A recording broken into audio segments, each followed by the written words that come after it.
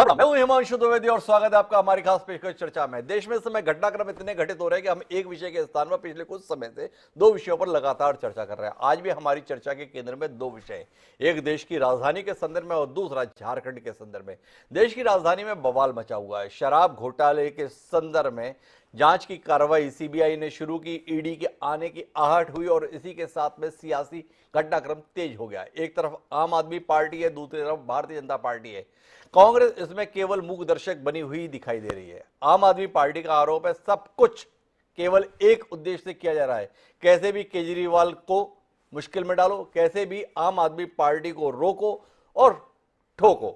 कुल मिलाकर कहानी इतनी है, ऐसा बताने की कोशिश आम आदमी पार्टी के नेता उस दिन से कर रहे हैं जिस दिन से उनकी पार्टी के नंबर 2 अर्थात मनीष सिसोदिया और उनके करीबियों के यहां सीबीआई का छापा पड़ा। सीबीआई का छापा पड़ने के बाद से मनीष सिसोदिया एक दिन आए, उन्होंने बताया कि कमाल हो गया, भारतीय जनता पार्टी मुझे खरीदने की कोशिश कर रही है, मुझे ऑफर दिया गया है कि तुम आ जाओ, सारे केस खत्म कर देंगे, मुख्यमंत्री भी बना देंगे। अभी मनीष सिसोदिया ने इसका खुलासा भी नहीं किया कि उन्हें ऑफर किसके द्वारा मिला, किस प्रकार से मिला, कैसे मिला, कि अचानक 4 विधायक आम आदमी पार्टी के कल सामने आ गए मीडिया के सामने और बताने लगे कि हमें भी प्रस्ताव मिला है। एक ने बताया मुझे पूर्व सांसद ने प्रस्ताव दिया है, एक ने बताया कि मेरे बड़े अच्छे परिचित हैं भारतीय जनता पार्टी के नेता, उनके द्वारा मुझे प्रस्ताव मिला है। और सबने प्रस्ताव में क्या कहा है, आ जाओ पार्टी में, छोड़ दो आपको, आप खत्म हो रही है और हमारे साथ आ जाओ और इसके बदले में 20 करोड़ रुपए ले लो और अपने साथ अगर 2-4 और भी ले आते हो तो आपका रेट 25 करोड़। लेकिन लोग लगातार सवाल पूछ रहे हैं, ये प्रस्ताव दिया किसने, किस तरीके से दिया। तब से इसके संदर्भ में मौन व्याप्त है। आज भाजपा की इस साजिश के खिलाफ केजरीवाल जी के द्वारा बाकायदा एक बैठक भी बुलाई गई मुख्यमंत्री निवास में। 62 विधायक है दिल्ली विधानसभा में, 53 वहां पे पहुंच भी गए। 9 विधायकों के संदर्भ में पहले कहा जा रहा था कि उनसे संपर्क नहीं हो रहा है, भाजपा की साजिश चल रही है, फिर बताया गया नहीं सबसे संपर्क हो गया। उन विधायकों को लेकर अरविंद केजरीवाल राजघाट भी पहुंचे, वहां पर उन्होंने मौन धरना भी दिया, बताने की कोशिश की कि देखो देश की सियासत में कितना कुछ गलत हो रहा है। भारतीय जनता पार्टी से पूरा नौटंकी करार दे रही है। भारतीय जनता पार्टी ने ऐलान किया है कि आज तो राजघाट की समाधि को अपवित्र कर दिया है, हम इसका शुद्धिकरण करेंगे। तो कौन शुद्धिकरण करेगा, कौन अपवित्र कर रहा है और दरअसल सियासत में चल क्या रहा है, इसी पर बात करते हैं। हमारे साथ इस चर्चा का हिस्सा बनने के लिए 2 खास मेहमान हैं। हमारे साथ में एक तरफ प्रेम चौहान है, प्रवक्ता है आम आदमी पार्टी का, दूसरे डॉक्टर धीरेन्द्र तायल है। लेकिन इस सिलसिले को शुरू करें उससे पहले समय आज के विचार सूत्र का। हमारा आज का विचार सूत्र कमाल का है, शिवानंद जी के द्वारा ये विचार सूत्र दिया गया है। उन्होंने कहा कि the language of silence is more forcible than the language of speech, अर्थात मौन की भाषा वाणी की भाषा की अपेक्षा अधिक बलवती होती है। शिवानंद जी के द्वारा यह बात कही गई, काम की बात कही गई, पर पता नहीं क्यों हमारे देश के राजनीतिज्ञों को यह सलाह, यह नसीहत रास नहीं आती। इसीलिए जब से शराब घोटाले के संदर्भ में मामला चल निकला है, बयानों की बाढ़ आई हुई है। उस बाढ़ में से सत्य खोजने की कोशिश देश भी कर रहा है और हम भी कर रहे हैं। तो आज भी कोशिश करते हैं, शायद कोई सत्य खोज लाए, शायद कोई सत्य का मोती इस बाढ़ के अंदर हमारे हाथ आ जाए। तो इस कोशिश के तहत 2 लोगों को मददगार बनाया है, एक प्रेम चौहान जी को और दूसरा डॉक्टर धीरेन्द्र तायल जी को। तो प्रेम चौहान जी, आपसे ही बातचीत की शुरुआत करता हूं और आपसे ही समझने की कोशिश करता हूं। तब से दे रहे हैं आप ऑफर ऑफर ऑफर, पर ऑफर किसके द्वारा ये नहीं बता रहे। अब तो बता दीजिए, इतना इंतजार करा दिए। कौन है जो 20 करोड़, कौन है जो 25 करोड़, कौन है जो मुख्यमंत्री का पद, इतना सब कुछ दे रहा है पर फिर भी आपके द्वारा बताया नहीं जा रहा है। आप ये तो जानना चाहते हैं कि ये भारतीय जनता पार्टी के पास हमारे 40 विधायक खरीदने के लिए 800 करोड़ कहां से आए, ये सवाल पूछ रहे हैं आपकी पार्टी के नेता। पर आप ये नहीं बता रहे ये प्रस्ताव देने वाले वो नामचीन लोग हैं कौन, क्या है जो आप छुपा रहे हैं और फिर भी मुस्कुरा रहे हैं। देखिए द्विवेदी सर, सबसे पहले आपके सभी दर्शकों को मेरा नमस्कार, आपको भी मेरा नमस्कार। मैं द्विवेदी सर एक बहुत सिंपल सी छोटी सी बात कहूंगा और हर नेता ये बात नहीं करता है। जो भी प्रवक्ता होंगे मेरी पार्टी के भी हों, वो भी इतनी जल्दी खुल के बात नहीं कहेंगे जो मैं आज कहने जा रहा हूँ। बीजेपी अक्सर ये बात पूछती है और बोलती है कि आप चले जाओ, कोर्ट चले जाओ, आपको लग रहा है कहीं कुछ गड़बड़ है तो कोर्ट चले जाओ। तो सवाल ये है कि अगर आप कोर्ट भी जाते हैं तो कोर्ट खुद तो आपको भी पता है, कोर्ट भी ईडी को डायरेक्शन देगा, कोर्ट भी सीबीआई को डायरेक्शन देगा। और सीबीआई और ईडी जो पता है आपको कि वो किस तरीके से किसके इशारे से नाच रहे हैं। जी अब मैं बताता हूँ आपको, 2014 में शेर सिंह डागर नामक व्यक्ति जो कि बीजेपी के उपाध्यक्ष थे प्रदेश के, जी हमने बाकायदा सबूत दिया था इनको। जी आप हमें बता दीजिए कि इन्होंने उनके खिलाफ क्या कार्रवाई करी, कौन से जेल में डाला है, हमें बता दो, हम भी देख लेंगे। जी क्या उन पर कार्रवाई करी?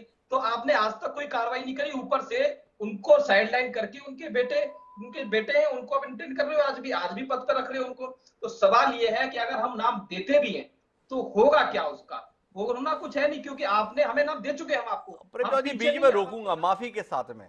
आप जवाब दे किसके प्रति है? क्या आप भारतीय जनता पार्टी के प्रति इतने जवाबदेह हैं? भाई नाम तो हम तभी बताएंगे जब भारतीय जनता पार्टी उसके प्रति कार्रवाई करे। यह आपकी जवाबदेही है इस जनता के प्रति। आम आदमी पार्टी बड़ी उम्मीदों के साथ इस देश की राजनीति में एक दशक पहले आई है। बाकी पार्टियां एक तरफ, अरविंद केजरीवाल, मनीष सिसोदिया और आम आदमी पार्टी एक तरफ। शुचिता की, नैतिकता की अतीत में बातें भारतीय जनता पार्टी करती थी, वर्तमान में आम आदमी पार्टी करती है। इसलिए आपसे अपेक्षा है, आप तो पारदर्शिता के हिमायती रहे हैं, आप तो हर चीज में बिल्कुल निष्पक्षता चाहते हैं। तो आपसे सवाल केवल इतना मामूली सा है प्रेम चौहान जी, भाजपा क्या करेगी इसको जाने दीजिए कोने में। देश को तो जानने का हक है कि हमारे इतने कर्मठ, इतने निष्ठावान, इतने समाज के प्रति समर्पित लोगों को खरीदने की कोशिश करने वाले नामचीन लोग हैं कौन? बता नहीं रहे आप, डर रहे हैं, कांप रहे हैं, या वस्तुतः आपके पास में कोई नाम है नहीं।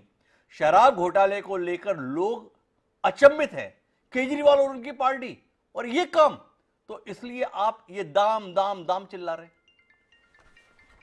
शराब घोटाले में तो कुछ था ही नहीं, क्लियर है, क्योंकि जी बीजेपी कुछ कह रही है, सीबीआई 1 करोड़ की बात कर रही है, तो उसको तो मैं ज्यादा हवा देने वाली बात थी, कुछ नहीं है। अब मैं बताता हूं आपको कि हम नाम नाम बताएंगे। हमारे लिए सही समय कब होगा? जनता को सही समय होगा जब समय आएगा। गुजरात आ रहा है ना अभी, बीजेपी के जो पेट में दर्द है कि नाम नहीं खोल रहे हैं, कहीं ऐसे समय पर नाम ना बता दे कि इनकी लुटिया डूब जाए, और इसलिए बीजेपी डरी हुई है। समय आने दीजिए सर, गुजरात चुनाव भी है, और प्रेम आपका चौहान जी बोल रहे हिमाचल हैं समय आने दीजिए, चुनाव आएगा तब बताएंगे। भाजपा डरी हुई है। डॉक्टर धीरेन्द्र तायल जी मेरे साथ में। तायल जी आपकी कुर्सी उर्सी हिल गई है, ऐसा प्रेम चौहान जी बता रहे हैं। डरे हुए हैं आप, कांप रहे हैं थर थर, और इसलिए कांप रहे हैं क्योंकि गुजरात में आम आदमी पार्टी बड़ी चुनौती बन गई है। क्या कहते हैं आप? और 800 करोड़ रुपए के संदर्भ में बताइए कहां से आया 800 करोड़? जानना चाहते हैं आप वाले, तो आप वालों को पता चले, हमें भी पता चल जाए भाई 800 करोड़ आए कहां से। नमस्कार आपके सभी श्रोताओं को।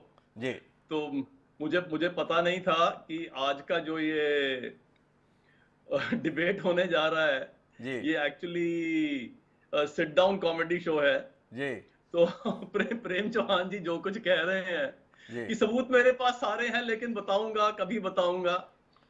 तो इनको मैं एक और ये भी कुछ अतीत में से खोज के लाए हैं, इनको मैं इनके अतीत में थोड़ा सा झांकी देता हूं। शायद इनको एक नाम याद हो, परमजीत सिंह कटियाल। याद आता है प्रेम जी? जी परमजीत सिंह कटियाल आपके दिल्ली स्टेट के सेक्रेटरी थे, और उन्होंने, योगेंद्र यादव और इन दोनों ने कहा कि परमजीत सिंह कटियाल को कि मेरे को जी 2 सिम दिए गए केजरीवाल जी के द्वारा, कि मेरे जितने एमएलए हैं उनको फोन करो, कहो जी मैं गडकरी जी के ऑफिस से बोल रहा हूं, मैं जेटली जी के ऑफिस से बोल रहा हूं और भाजपा से बोल रहा हूं, हम चाहते हैं आप भाजपा में आओ और ये चेक करो कि हमारा कोई एमएलए हिलने वाला तो नहीं है। तो आप पहले ये चेक कर लीजिए कि जो आप कह रहे हो आपके पास पड़ा हुआ ये ना हो, उसकी कहीं खोजबीन हो और पता लगे कि ये तो कॉल्स जो है वो केजरीवाल जी ने ही करवाई थी। जी तो फिर जनता भी क्या करेगी और ईडी भी क्या करेगा और पुलिस भी क्या करेगी, आप जानते हैं। जी दूसरी बात, बहुत देर से, जब से केजरीवाल जी आए हैं, जनता के सामने उन्होंने दिखाया कि मैं बहुत अच्छा काम करूंगा, लेकिन एक झूठ का पुलिंदा लगातार स्टार्ट करते हैं अन्ना जी के टाइम से। उन्होंने कहा कि अन्ना मूवमेंट में जितने पैसे इकट्ठे हुए थे सब खर्च हो गए, कुछ नहीं बचा। जी बाद में एडमिट किया जी 2 करोड़ बच गए थे, लेकिन बाकी लोग कहते हैं जी 100 करोड़ था जिसका कुछ पता ही नहीं कहां गया। जी वहां से आपकी कहानी शुरू होती है। उस समय उन्होंने कहा कि जी मैं तो पॉलिटिक्स में आऊंगा ही नहीं, पहला मौका लगा पॉलिटिक्स में आ गए। फिर उनके पास एक 300 पेज की रिपोर्ट थी शीला दीक्षित जी के खिलाफ, जो उन्होंने कहा चुनाव आएंगे तो मैं दिखाऊंगा, जैसे आप आज कह रहे हैं चुनाव आएंगे तो हम बताएंगे, फिर वो 300 पेज की रिपोर्ट पता नहीं कहां गई। और उन्होंने आपने, अब आपने का मतलब आप भी है और आप भी है, जी आपने उसी कांग्रेस से हाथ मिलाकर के सरकार बना ली। वो 300 पेज की रिपोर्ट किसी को देखने को नहीं मिली। फिर एक रिपोर्ट अंबानी के अगेंस्ट भी अवेलेबल है, अडानी के अगेंस्ट भी अवेलेबल है, गडकरी जी के अगेंस्ट भी अवेलेबल है, लेकिन मैं बताऊंगा, कब बताऊंगा ये नहीं बताऊंगा। आप बताइए ना, डर किस बात से रहे हैं? कोई कुछ नहीं कह रहा आपको, आप बताइए, खुल के बताइए कि नहीं, किसने आप कैसे कुछ नहीं डर रहे हैं डॉक्टर धीरेन्द्र दयाल, लेकिन एक बात जानना चाहता हूं, इस देश में पिछले कुछ समय से एक रिवाज चला है, लोगों की भावनाएं बड़ी जल्दी आहत हो जाती हैं। एक हनीमून होटल को हनुमान होटल कर दिया तो लोगों ने एफआईआर कराई, एफआईआर पे तुरंत कार्रवाई हुई, जेल में डाल दिया गया। भारतीय जनता पार्टी इस समय देश का नहीं दुनिया का सबसे बड़ा राजनीतिक दल है, और आपके सर्वोच्च नेता प्रधानमंत्री जी तो संसद की पे भी कह चुके हैं पार्टी तो हमारी मां है। उस मां के संदर्भ में इतने गंभीर किस्म के आरोप ये आम आदमी पार्टी के नेता रोज लगा रहे हैं, बता रहे हैं आप खरीद फरोख्त कर रहे हैं, आप मुख्यमंत्री पद के संदर्भ में प्रस्ताव दे रहे हैं, केस खत्म कर देने की गारंटी दे रहे हैं, आप पैसे भी जो है भारी भरकम ऑफर कर रहे हैं, और पैसे ही नहीं कर रहे हैं, बाद में धमका भी रहे हैं, अगर हमारे साथ नहीं आए तो तुम्हारे ऊपर ईडी सीबीआई के केस भी लगा देंगे। इतना सब कुछ आपके खिलाफ हो रहा है, आप एक एफआईआर तक नहीं करा रहे, तो मामले में कुछ सच्चाई है क्या जिसके चलते आप सार्वजनिक तौर पर अपने इस चीर हरण को बर्दाश्त कर रहे हैं? भारतीय जनता पार्टी दुनिया का सबसे बड़ा राजनीतिक दल, उसके ऊपर इतने गंभीर आरोप, ये नाम नहीं बता रहे अलग बात है, पर आप भी केवल पत्रकार वार्ताएं कर करके जो है खेल रहे हैं। क्या है ये? क्या टेबल टेनिस चल रहा है देश की जनता के साथ में? क्या आप दोनों लोग जो है जनता को लगातार इधर से हम मार रहे हैं, इधर से हम मार रहे हैं, कुल मिला के खेल चल रहा है? मैं आपको बताता हूं हिमांशु जी, पहले तो मैं दो आपको प्रूफ देता हूं जी। स्टेटमेंट, क्योंकि आपको पता है कि केजरीवाल जी का तो वो कुछ भी बोल देते हैं, बाद में जाके फिर वो कोर्ट में माफी मांग लेते हैं, आई एम सॉरी जी तो ये एक बार ही नहीं हुआ, कई बार हुआ, जनता, सारी देश की जनता ये जानती है। जी अब आज वो बड़े केयरफुल रहे कि उन्होंने क्या शब्द यूज करने हैं, और मैं कोट कर रहा हूं उनके शब्द। उन्होंने कहा, आई हैव हर्ड जी that they are trying to bribe 40 MLAs to cross over. जी I am happy not a single MLA has given in. जी अब see the choice of words. I have heard. अरे भाई प्रेम जी कह रहे हैं केजरीवाल जी को जाने दीजिए, केजरीवाल जी ने केवल सुना है, पर माननीय सांसद संजय सिंह जी ने तो कहा है।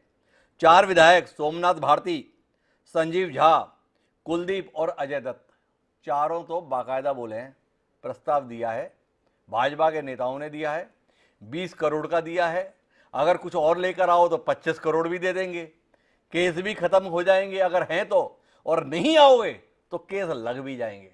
कितने गंभीर किस्म के आरोप आपके ऊपर लग रहे हैं, और आपकी पार्टी है मुस्कुराकर देख रही है। मतलब कोई आ रहा है आपके ऊपर कीचड़ उछाल के चले जा रहा है, आप तो चेहरा भी साफ करने की कोशिश नहीं कर रहे। क्या है धीरेन्द्र जी ये? आपसे यही कह रहा हूं कि शायद जो प्रूफ प्रेम जी के पास हैं जी। वो उन्होंने अभी केजरीवाल जी से शेयर नहीं किए, वो अभी इन्हीं के पास रह गए। केजरीवाल जी ने तो सिर्फ सुना है कि ऐसा कुछ हो रहा है। दूसरी बात, जी जो सौरभ भारद्वाज हैं, जी। जो आम आदमी पार्टी के बिहाफ पे बोलते हैं, आज सुबेरे जो मीटिंग थी 11 बजे केजरीवाल जी के पास, उससे पहले उनकी स्टेटमेंट आई कि जी हमारे एमएलए को खरीद लिया गया, हमारे एमएलए गायब हो गए, हमारे एमएलए कांटेक्ट नहीं हो रहे, और बहुत ज्यादा डरे हुए थे, सहमे हुए थे, और जैसे आप शुरू में कह रहे थे थर थर कांप रहे थे। जी ठीक है कि हमारे तो एमएलए खरीद लिए बीजेपी ने, क्योंकि उनको डर लग रहा था कि कहीं ऐसा ना हो, आए ना। और जब वो सारे एमएलए आ गए, 52 एमएलए आ गए, बाकी के जो थे वो अकाउंट फॉर हो गए, कोई जेल में था, कोई गुजरात में था, कोई कहीं था, कोई कहीं था, अकाउंट फॉर हो गए। तो उन्होंने कहा हमें बड़ी खुशी है कि हमारे एमएलए सारे बहुत दृढ़ हैं, सुदृढ़ हैं, हमारी पार्टी सुदृढ़ है, हमारे लोग कहीं नहीं जा रहे, हमारे लोग आपके हमारे साथ में हैं। तो ये क्या दर्शाता है कि एक अपने दिल का डर था कि मेरी पार्टी, धीरे जी हमें मर्म की बात नहीं बोल रहे, हम तो केवल इतना पूछ रहे हैं कि अगर आरोप गलत हैं, आरोप बेबुनियाद हैं, तो पार्टी इन लोगों के खिलाफ कोई कार्रवाई क्यों नहीं कर रही है? बहरहाल धीरे जी विचार कीजिएगा। मैं वापस लौट के आता हूं, एक बार फिर प्रेम चौहान जी के पास कोशिश कर लेता हूं, शायद वो कुछ नाम बता दें। आपको नहीं लगता है प्रेम चौहान जी कि इस पूरे खेल में आपकी साख समाप्त हो रही है? आपके आरोपों की गंभीरता को लेकर पहले ही देश में संशय रहा, क्योंकि भाजपा या अन्य राजनीतिक दल लगातार उदाहरण देके बताते हैं, केजरीवाल जी आरोप लगाते थे, बाद में कोर्ट में जाके माफी मांग लेते हैं। अभी आप जितने गंभीर किस्म के, जितने संजीदा किस्म के आरोप भारतीय जनता पार्टी और उसके नेताओं पर लगा रहे हैं और नाम बता देने के संदर्भ में मौन साध जा रहे हैं और ये कह रहे हैं अब गुजरात का चुनाव आएगा तब बताएंगे, कि आपको नहीं लगता है कि आप अपनी जग हसाई करा रहे हैं? साफ दिख रहा है सब लोगों को कि कुल मिलाकर शराब वाले मसले पर आतंकित और आशंकित हैं आप, कि आपके दिग्गज नेताओं की जगह सत्येंद्र जैन के बगल में तो नहीं हो जा रही, इसलिए दबाव बना रहे हैं, इसलिए कहानी सुना रहे हैं। पर कहानी के अंतर्गत आप तो मुंबई के फिल्मकारों को भी मात दे रहे हैं, ऐसा लग रहा है। ऐसी ऐसी कहानी रच रहे हैं, लाइन से फ्लॉप हो रही है इस समय मुंबई की कहानियां। क्या दिल्ली में नए सिरे से स्क्रिप्ट राइटिंग का काम चलेगा? ये सवाल पैदा हो गया है। थोड़ा तर्कपूर्ण तरीके से आइए ना, उन नामों का खुलासा कीजिए जो राजनीति को इतना गंदा बना रहे हैं। दिल्ली के एक एक विधायक को 20 करोड़ और 25 करोड़ का प्रस्ताव दे रहे हैं। उन लोगों के नामों को सार्वजनिक न करना अपने आप में अपराध नहीं है? आपको ग्लानि नहीं हो रही? आपको अपराध बोध नहीं हो रहा? इस पाप के में डूबे हुए लोगों को आप बचा रहे हैं, छुपा रहे हैं। जी मैं फिर वही दोहराऊंगा कि हमने एक नाम दिया था, उस पर आज तक कोई किसी तरह की कार्रवाई नहीं हुई है। एक बात तो ये है। दूसरी बात ये है कि भाजपा इस तरह के कृत्य हर स्टेट में ऑलमोस्ट कर चुकी है जी। तो देश की जनता बिल्कुल इसमें कंफ्यूज नहीं है। देश की जनता बिल्कुल स्पष्ट है कि भाजपा ऐसे काम करती है और ऐसे काम कर रही है, इसमें समझाने की भी जरूरत नहीं है, मुझे ऐसा लगता है। दूसरी बात मैं अभी वीरेंद्र सर का जवाब देना चाहूंगा कि आप बताइए कि आपने हम पे आरोप लगाए कि हमने इसके 300 फाइल दिखाई, हमने इसकी बात करी, लेकिन मैं आपसे जानना चाहता हूँ, मुकुल रॉय, सुवेंदु अधिकारी, नारायण राणे, ये जो आपके विश्व शर्मा है, जो आपके मुख्यमंत्री हैं, तो इनके खिलाफ भी आपने धरने पता नहीं क्या क्या किया था, तो उनकी फाइलें गल गई, गायब हो गई, उड़ गई। वो सवाल तो आपसे ही किया जाएगा ना, तो वो जांच क्यों रुक गई? ये एक सवाल है आपके साथ में छोड़ रहा हूं, आप इसका जवाब मुझे लगता है जरूर देंगे। दूसरी बात ये है कि आप पूरे देश में देख लीजिए क्या चल रहा है। आप झारखंड में कांग्रेस के एमएलए के पास केस पकड़ा गया, क्या हुआ उसमें, किसका केस था, उसकी क्या जांच हुई अभी तक? तो ये कहीं ना कहीं भारतीय जनता पार्टी का ये चलन है कि इस तरह का कर रहे हैं। और दूसरी बात, बड़ी बात, ये एफआईआर इसलिए नहीं कराएंगे क्योंकि दिल्ली में तो एक्सपोज होंगे ही होंगे एफआईआर के बाद, थोड़ी बहुत कुछ से जांच होगी, लेकिन बाकी देश में जो इन्होंने किया है उसकी परतें भी खुलना शुरू हो जाएंगी। इसलिए बीजेपी कभी एफआईआर भी नहीं कराएगी, शिकायत करने में नहीं जाएगी, ऐसे मीडिया पर हमें आरोप लगाती रहेगी कि हम ये झूठ बोल रहे हैं, ये कहानी कर रहे हैं। हकीकत ये है कि भाजपा खुद डरी हुई है और बहुत ज्यादा डरी हुई है। समय आएगा, आप भी हमें यही है और हम भी यही है। अच्छा, एक बात बताइए प्रेम जी, आज एक कमाल का स्टेटमेंट आपके नेता ने दिया, दिल्ली के मुख्यमंत्री, हम सब लोग बड़े अचंभे से उन्हें देखते हैं, कमाल की सफलता उन्होंने कम समय में हासिल की है, बड़े योग्य व्यक्ति भी हैं। उन्होंने कहा कि पिछले जन्म का पुण्य है जो मनीष सिसोदिया जैसे साथी मिले। दोपहर में ये स्टेटमेंट आया, मैं तब से बेचैन हुआ, इंतजार कर रहा था इस कार्यक्रम का, मुझे आम आदमी पार्टी का प्रवक्ता मिले और मैं सवाल करूं कि भाई पिछले जन्म का पुण्य था तो मनीष सिसोदिया जैसे साथी मिले। और कुमार विश्वास, प्रशांत भूषण, योगेंद्र यादव, शांति भूषण, किरण बेदी, ये भी साथी मिले थे। ये पिछले जन्म के क्या थे? थोड़ा इसके संदर्भ में जो प्रेम जी बताओ ना। मनीष सिसोदिया जी के संदर्भ में तो पता चल गया ये पिछले जन्म के पुण्य का प्रताप है। ये जो नाम मैंने गिनाए इनका भी तो खुलासा हो जाए, ये पिछले जन्म के किन कर्मों का प्रताप है। देखिए, ये सारी चीजें जो उन्होंने कही है, मैं उसी में कहूंगा कि हाँ, वो कह रहे हैं और ऐसा ही हमें भी ऐसा ही लगता है कि कुछ अच्छे कर्म किए होंगे ताकि हमें भी ऐसे नेता मिले। लेकिन सवाल ये है कि अगर किरण द्विवेदी या बाकी की आप बात करेंगे तो सबकी अपनी अपनी महत्वाकांक्षाएं होती हैं। कोई पद लेना चाहता है, कोई कुछ लेना चाहता है। मनीष सिसोदिया को शिक्षा अच्छी लगती है तो उन्होंने दिल्ली की शिक्षा बहुत बेहतर करी, तो ये पॉजिटिव काम था। अरे बड़े कमाल का तर्क दिया है प्रेम जी। मनीष सिसोदिया जी को शिक्षा लगती है तो उन्होंने शिक्षा मंत्रालय लिया। ये आपका मंत्रालय भी उनके पास था, क्या कहना चाहते हैं आप? दारू भी उन्हें बहुत अच्छी लगती है।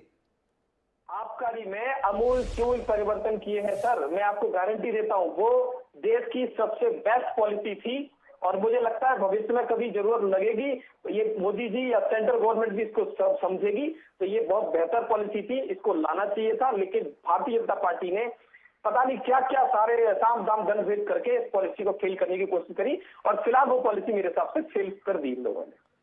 तो कुल मिला के प्रेम चौहान जी ने बोला नहीं, शिक्षा के संदर्भ में तो बताया, आबकारी के संदर्भ में सबसे अच्छी पॉलिसी थी। फिर सवाल दोहरा देता हूँ, क्या पॉलिसी थी? कि शराब का व्यापार करके राजस्व बढ़ाएंगे। दिल्ली की जनता पहले 25 साल की उम्र में शराब पीने के संदर्भ में पात्रता रखती थी, आपने बना दिया। अरे क्या है, 25 साल होने का इंतजार कर रहे हो, पहले से पियो, बढ़िया चीज है। इसे अच्छी पॉलिसी के तौर पर देखता है प्रेम चौहान जी। इसी के लिए सत्ता में आए, इसी के लिए अन्ना आंदोलन में आपके प्रति इतना जन समर्थन था। अपनी इस सफलता पर मुग्ध हैं, अपनी इस नीति पर, अपनी इस नीयत पर मुग्ध हैं आप। देखिए सर, हमें नहीं लगता कि हमने कानून से बाहर जाके कोई काम किया है। देश में लीकर जो है लीगल है और हमने लीगल तरीके से ही काम किया। मैं आपको बहुत फिर से प्रेम चौहान जी, मैं वापस आपसे कहूंगा, कानून अपनी जगह, नैतिकता अपनी जगह। आप एक ऐसे राजनीतिक दल से ताल्लुक रखते हैं प्रेम जी, जिसने इस देश में एक उम्मीद जगाई थी, एक आशा जगाई थी, एक भरोसा पैदा किया था। इसलिए आप कानून के प्रावधानों का हवाला देकर यहाँ पर बात करें, शायद उतना युक्ति संगत नहीं। आप पार्टी से ताल्लुक रखते हैं, आम आदमी पार्टी। क्या कहकर आप राजनीति में आए हैं? क्या आपने शराब पीने की पात्रता के संदर्भ में उम्र की सीमा को जो घटा दिया उसे जायज मानते हैं? अरे हमने तो कानून के अनुसार ही काम किया। वाकिफ के, या आप जैसे लोगों से तो उम्मीद थी कि आप तो दिल्ली को नशा मुक्त करने की दिशा में काम करेंगे। कहीं कोई शर्मिंदगी नहीं आपको अपनी दलील पर? नहीं, मुझे लगता है कि अगर इसमें कुछ गलत था तो भारतीय जनता पार्टी पूरे उसमें है, बहुमत में है, वो इस कानून को खत्म कर दे, पूरे देश में ही खत्म हो जाएगी। हम संविधान से बाहर कहाँ गए हैं? अरे यार प्रेम जी, फिर से आप कैसी बातें करने लगे। अगर भाजपा ही सब कुछ कर लेती तो आपको इतना मौका क्यों देते? दिल्ली में मोदी जी बैठते हैं, अमित शाह जी बैठते हैं, नड्डा जी बैठते हैं, तो अभी 70 में से 62 सीटें आपके हिस्से में आती हैं। लोगों ने आप पे भरोसा किया है। आप बोल रहे हो भाजपा से करा लेते हैं। अगर भाजपा से हो जाता तो आपको मौका क्यों देते? मैं आपकी और अपनी नैतिकता की तो बात जिसमें बहुत ज्यादा नहीं कर सकता हूँ, क्योंकि मेरे लिए नैतिकता से भी बढ़ के संविधान है। मैं संविधान से चलने वाला व्यक्ति हूँ, मेरी पार्टी संविधान से चलने वाली है। अगर उसमें कुछ गड़बड़ हुई है तो बिल्कुल हम मानेंगे कि हमसे गलती हुई है। वाह, तो कमाल का तर्क दिया प्रेम चौहान जी ने। भाई मेरी नैतिकता से भी बढ़कर संविधान है। संविधान में अगर नशाबंदी नहीं है तो फिर जाके क्यों नशाबंदी की बात करनी है? संविधान में तो लोकपाल भी नहीं था, पर आप तो लोकपाल के नाम पर ही आए थे। विचार कीजिएगा। बहरहाल मैं आखिरी बातचीत के लिए डॉक्टर धीरेन्द्र दयाल आपके पास आना चाहता हूं और जानना ये चाहता हूं, ये नूरा कुश्ती कब तक चलाने वाले हैं आप? रोज आजकल दिल्ली में एक ही काम हो गया है, 12 बजे आम आदमी पार्टी की पत्रकार वार्ता, 1 बजे भाजपा की पत्रकार वार्ता, 3 बजे आम आदमी पार्टी की पत्रकार वार्ता, फिर 4 बजे भाजपा की पत्रकार वार्ता। ये जो आप टॉस कर रहे हैं गेंद को, कब तक चलाने वाले हैं? या कुछ वास्तविकता से देश को रूबरू कराने वाले हैं? शराब में बड़ा घोटाला हुआ है, ये आप कह लें, और आप जो कुछ कर रहे हैं उसके संदर्भ में तो प्रेम जी विस्तार से बता रहे हैं। ऑपरेशन लोटस लोटस लोटस, तो कमल खिलने वाला है।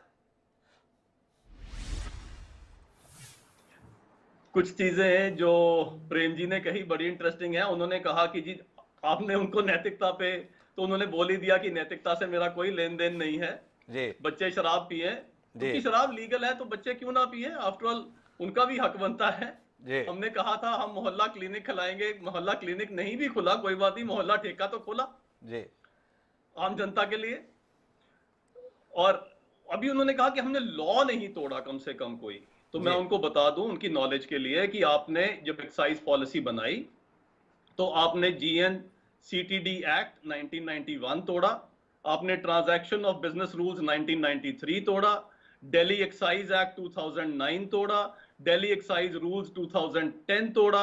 ये सारे रूल आपने तोड़े। तो अगर आपको लॉ प्यारा है तो आपने ये सब क्यों तोड़े? दूसरा, आपने कहा एक पॉलिसी बहुत बढ़िया थी और किसी दिन ये पॉलिसी सारे देश में लागू होगी। तो क्या आपकी पॉलिसी को भाजपा ने विड्रॉ किया या आपने विड्रॉ किया? जैसे ही उसके ऊपर सवाल उठे, और सवाल किसने उठाया? आपके चीफ सेक्रेटरी ने उठाया। जो चीफ सेक्रेटरी है वो भाजपा का नहीं है, आपके चीफ सेक्रेटरी ने उस पर सवाल उठाया और प्रॉम्प्टली आपने उस पॉलिसी को विड्रॉ किया। किस लिए विड्रॉ किया, बहुत अच्छी पॉलिसी थी। अब सामने आते कहते ये पॉलिसी बहुत अच्छी है। आप पूछ रहे हैं 800 करोड़, उसका तो कोई 800 करोड़ नाम की कोई चीज नहीं। ये तो बताओ वो 144 करोड़ कहां गए? 144 करोड़ के बारे में आप कोई खबर जो ही नहीं माफी बता की है रहे। उसके संदर्भ में डॉक्टर धीरेन्द्र दयाल सवाल कर रहे हैं, लेकिन महत्वपूर्ण बात यह है कि कुल मिलाकर शराब के संदर्भ में मसला गंभीर हो गया है और इस मसले ने कहीं ना कहीं सियासत में डर पैदा कर दिया है। अब ये डर आम आदमी पार्टी के अंदर है या भाजपा के अंदर है? एक अच्छी पॉलिसी को साजिशन खराब कर देने के भाजपा के तथाकथित षड्यंत्र को क्या जनता पहचान चुकी है, इसलिए भाजपा परेशान है?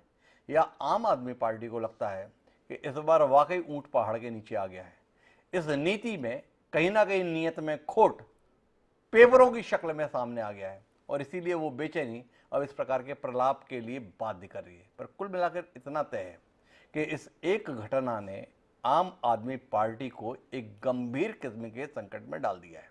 इस संकट से आम आदमी पार्टी कैसे उबरती है और उबर कर क्या गुजरात और हिमाचल में चुनौती बनती है, जानने में दिलचस्पी रहेगी।